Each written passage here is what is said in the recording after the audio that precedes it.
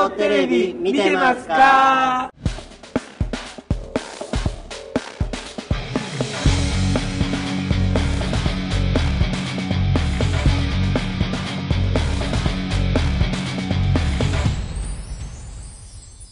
Welcome to EOtv. I'm Andrea Collins. I'm Randall Mauricio. Welcome to your Entrepreneurs Organization Weekly webcast. And for everybody that celebrated Halloween, hope you had a safe and happy one and it wasn't too scary. Not too scary. You know what? Speaking of scary, Andrea, the economy we're under right now, it's on shaky grounds. Yeah. That's scary. But good news is we've got a great story for you. Cameron Herold, formerly of 1-800-GOT-JUNK, he's the founder of Back Pocket. He's going to shed some light on how to survive the roller coaster. Let's get to it.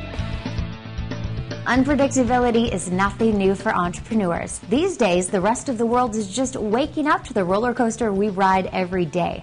Cameron Herold, the founder of Back Pocket and former COO of the $105 million 1-800-GOT-JUNK franchise, has some advice for those of us facing turbulent times. Yeah, and of course his transition curve theory shows entrepreneurs the emotional states they'll encounter while running their businesses and the specific actions to take and avoid at each stage. Let's take a look. The first stage is called uninformed optimism. You're at the top of the roller coaster, pumped full of adrenaline.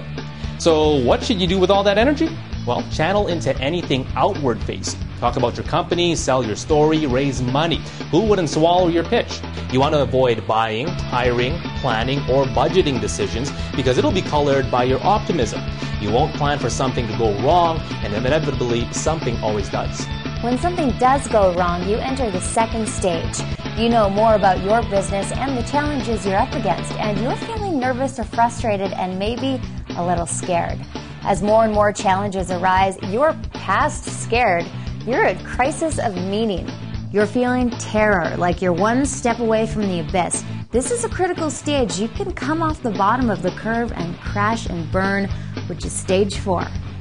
Your business goes bankrupt, you lose your marriage, you start drinking, or you end up in a doctor's office because of stress. Or you can come around the corner because you're getting support at crisis of meaning, and you can enter an upward swing called informed optimism. That's stage 5. Now at stage 5, you're calm, you're informed, you might even say you're cautiously optimistic. Congratulations, you've made it, and you can celebrate a little.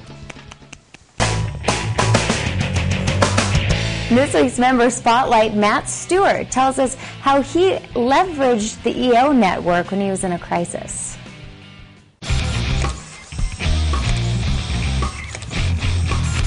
Five years ago, I received a call at 8:30 in the morning that an employee of mine had been killed while on the job.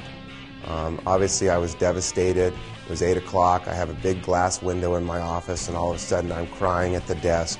Coincidentally, I was on a phone call with Ashley Postlethwaite, who was the current chairman of the board, and I was a committee chair, and we were working on my committee. So I clicked over to Ashley and told her I had to go, and I sat there trying to figure out what do I do as an employer in this situation. I thought I would go on M2M, member-to-member exchange, and put a request in to see if anybody could help me figure out what to do. I had no idea.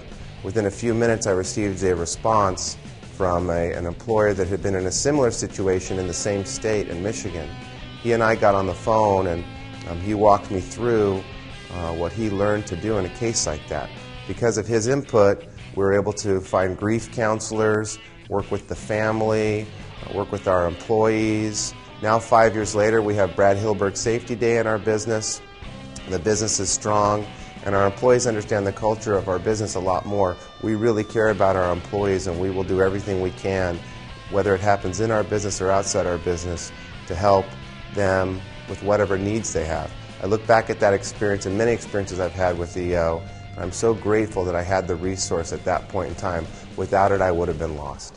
There's been a lot of going on in EO these past few weeks, so let's run through a few stories sent in by EO members around the world.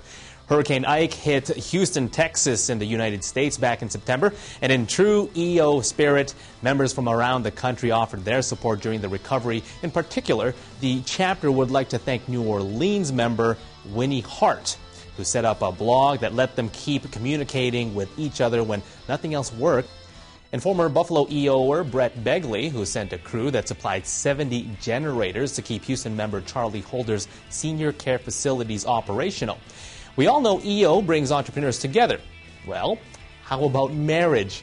That's exactly what happened when Emma and Rowan Isaacs, both EO members from Sydney, first met 3 years ago in forum training.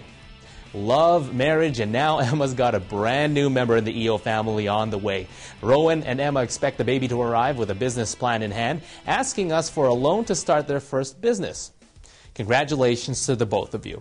Now, a quick word on presidents' meetings. If you don't know, chapter presidents in a particular region get together once or twice a year with global leadership to compare notes and then to plan a strategy. It's a great peer-to-peer experience for participants and helps yield a greater EO chapter experience for all. The 2008 cycle just concluded with the Asia-Pacific region. Say hello to some of the Asian chapter presidents. And finally, if you've ever wanted to storm a castle with your best friends, EO has got you covered. Just one catch, this one's in California. The Silicon Valley chapter is hosting a medieval event at the fabulous Castello di Amorosa in Napa Valley. That's open to all EO members, of course. This $30 million castle sits at the center of a world-class winery and was hand-built over 14 years. Members will spend one special evening at a banquet featuring fire eaters, street performers, and even jousting. For more information or to register, you can check out the website.